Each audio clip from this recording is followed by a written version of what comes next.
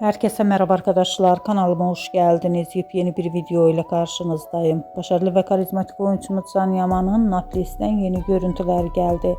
Can Yaman'ın tiyatrodan sonra Naples'te olan muhteşem görüntülerini sizler için YouTube kanalımda video halinde sunuyorum. Umarım beğenirsiniz.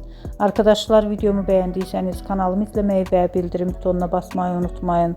Şimdilik benden bu kadar olsun. Yeni videomuzda görüşmek üzere. Hoşça kalın.